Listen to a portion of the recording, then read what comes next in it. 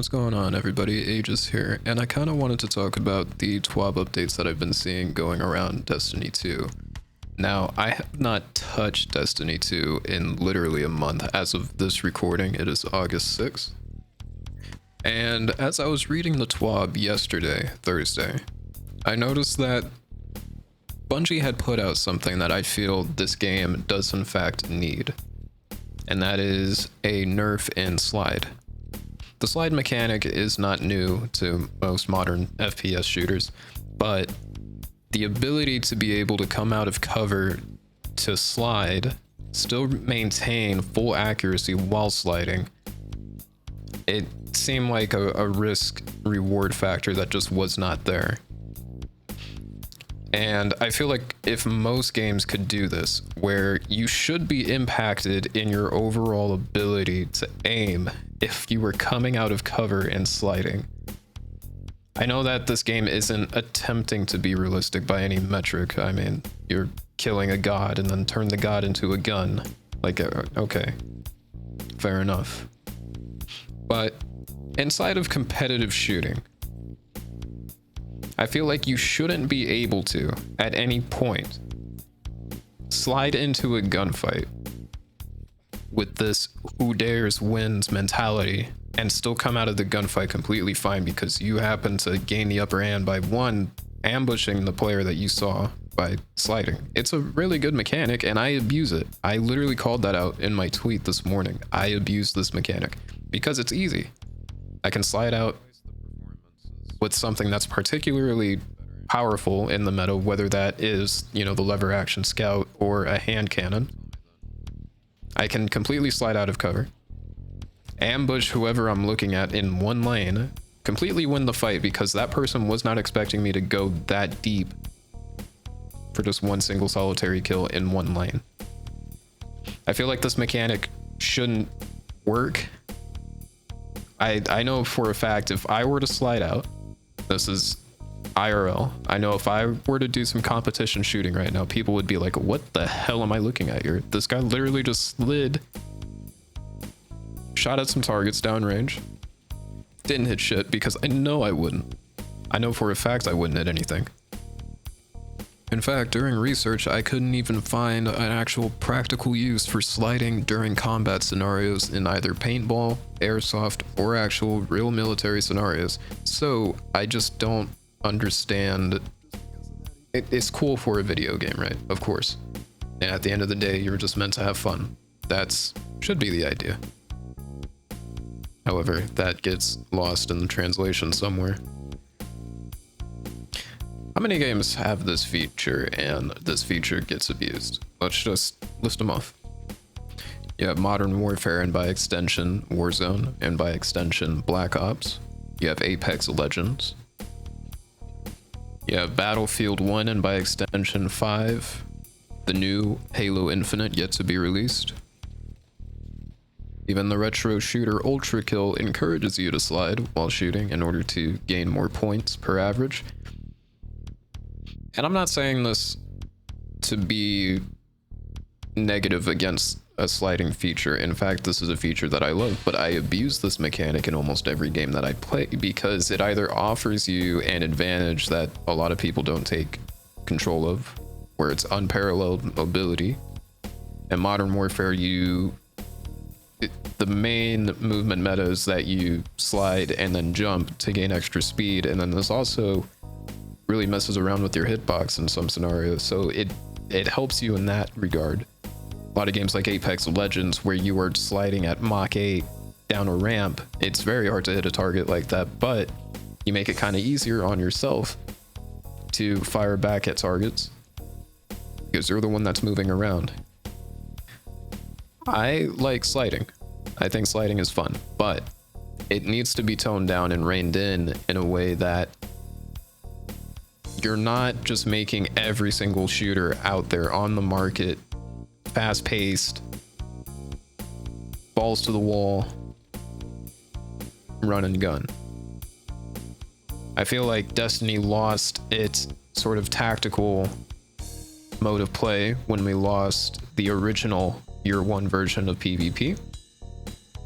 There are some elements of year one that I miss, and I do want to cover that in a video later.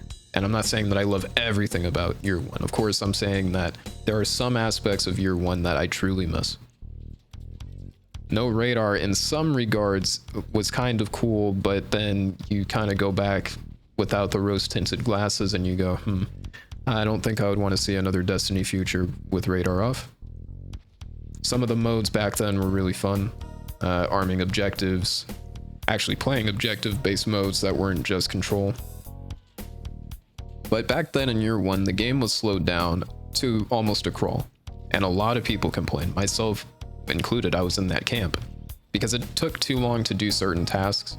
Back then you had to be at, I think, level 20 or 30, which basically you completed the Red War. And when you did that, you unlocked your Sparrow.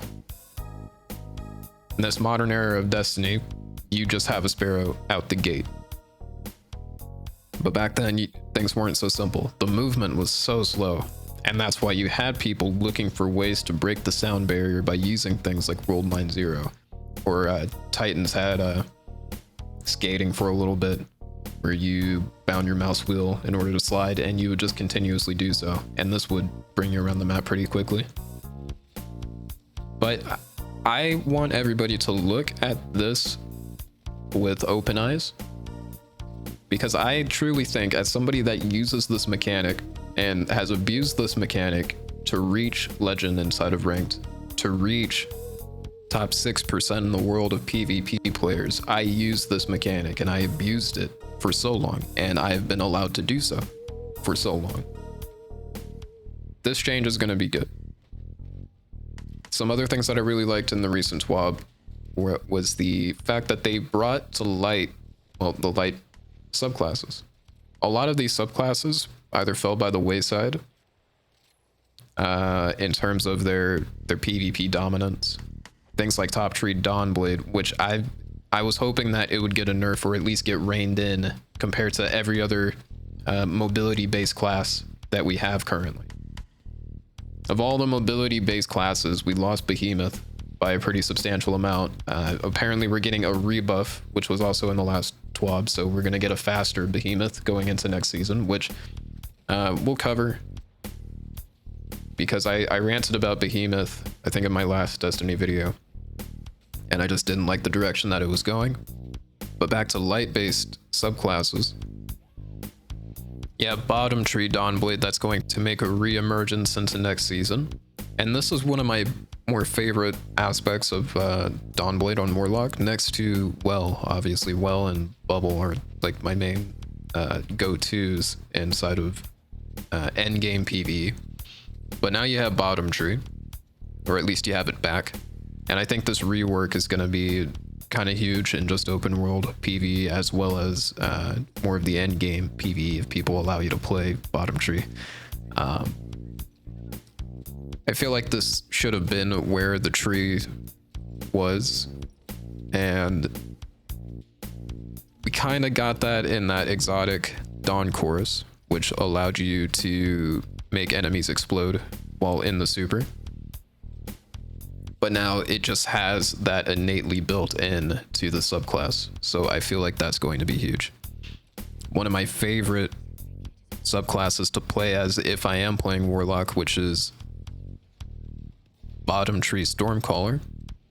They made Arc Buddy last a little bit longer, and they made the rate of fire not so shit. So maybe you might see Arc Buddy come back inside of PvP. Who knows?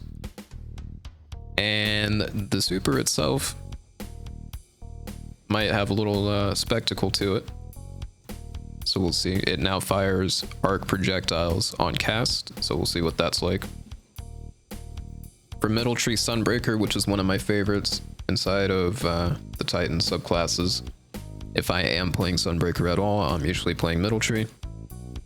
The Throwing Hammer, which was already really good inside of PvE with things like Wormgod's Caress, it's about to get a lot better because of the increased damage versus powerful PvE combatants. So that's going to mean your yellow bars, your bosses. We're going to see how good this actually is inside of endgame PvE. And they also increase the time you can pick up the Throwing Hammer, which this has been a thing I've complained about for a long time. I feel like the explosion itself doesn't do enough damage to warrant you wanting to sack your melee that you can pick back up. And I don't see them, buffing that aspect, because how often inside of PvP even are you going to be throwing your hammer and going, oh, okay, I hope that kills somebody on the ground. So they increased the duration to 10 seconds, so that's going to be really fun. Something else that's really huge, I've been asking for a rally barricade buff for a while.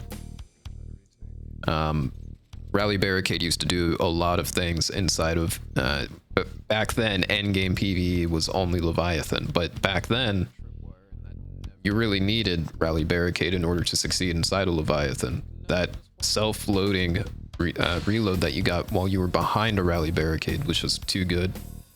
I feel like snipers are going to be really dominant if you have a rally barricade Titan on your team, because you don't take as much flinch, you gain a little bit more range, and you gain a little bit more stability. So I think this is going to help snipers a lot going into this new sandbox. So that's going to be cool to see inside of PvP. Just going back to a more slow-paced Destiny, that's what I kind of miss. And you're going to start seeing that. You're going to see people laning. You're definitely going to see a rally barricade come back. If I use it, I mean, I kind of want to use it, but at the same time, I'm so used to towering barricade just, over the course of the years that we lost rally barricade. So we'll see what happens. And they also made all barricades better as a result. I've always felt like barricade should kill somebody, especially if they're just running into it. This is another mechanic that I abuse, because I will just rush through a barricade every single time. Most people don't expect you to do this, and more often than not, you come out of the trade because you either have a shoddy, or if you're a Titan like me, you're usually just punching to regain your health back while you're behind somebody's barricade.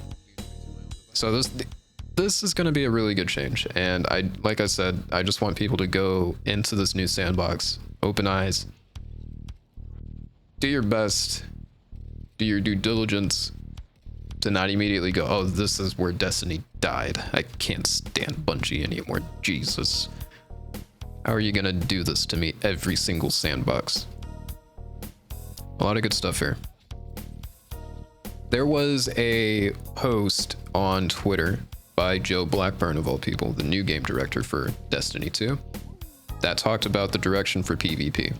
I call myself a non-PvP player, but my stats don't lie, and I kind of just sit inside of PvP these days. I'm not glad that has a team that just constantly wants to run some endgame PvE or do some test runs. And I'm certainly no Frostbolt that can just sit inside of PvP, but when I do stream, it's a little of everything, but I mainly stick to PvP now, which is weird because I never considered myself good enough to want to play that playlist. But when I get on Destiny nowadays, the only thing I'm doing is logging inside of trials. I'll go flawless and then I'll get off, or I'll play competitive for a bit and I'll just get off. And that's basically been the tale of the tape when I was playing Destiny. Like I said at the beginning of the video, I have not played Destiny in literally a month. And it's good to recharge your batteries for things like this. You're beaten down on this sandbox enough as it is. You're gonna get a new one, and we have to make this new sandbox last for some time because we're not getting the fall expansion this year. That got delayed. So we'll see what happens. But in this post by Joe Blackburn, he talks about PvP and the direction that he wants to take it going into the next couple of seasons. And every season you're going to see a new map. Only one until the new expansion, and then I think we get 2 new maps or some nonsense, but we also get some returning game modes. My issue is that with things like this, people are mad that you tell them that you're giving them 1, but they're mad because it's not 2. You know what I mean? I'm in this camp. I'm kind of upset that you take away a majority of the maps. I was hoping that when we heard something about maps coming back, it would be we're gonna replace a good chunk of the maps that we took out, and I thought that was just gonna be what it was. But in this post, Joe Blackburn talks about bringing back a map at a time, really taking a look at the PvP sandbox over the course of the next few seasons. And I feel like this is a really good direction to take with PvP. We have not heard much by the way of maps or even real PvP sided things. We see a TWAB where they'll mention something about PvP offhandedly. We feel like we should have a sandbox where abilities are not so dominant was, you know, one of the most recent things that we heard about, right? But that's all well and good. Most of us are missing maps though. Most of us miss content, relatively speaking, inside of PvP, and we just haven't seen that. So this is a good direction to take. The problem is you can't wait too long on these things, and people are mad enough as it is that, okay, well, you're giving us one map. Why aren't you giving us the rest? Why are you keeping these maps season by season? But we'll just have to see. I want to thank everybody so much for tuning in. In the link below, as well as a comment made by me, you will find a link to a donation page for the Young Women Empowered, which is YWE. It's a Seattle nonprofit that want to make leaders out of young women and just more diversity as well. And I feel like this is a good program and opportunity to really help some people out. So I'm going to leave a donation link down below. To anyone that donates $25, you will get an emblem for use inside of Destiny 2. So if that is your thing, then kudos. Thank you, everybody. Much love to my Discord for telling me as such that you guys like these videos, so I continue to do them when I can. I'm gonna go now.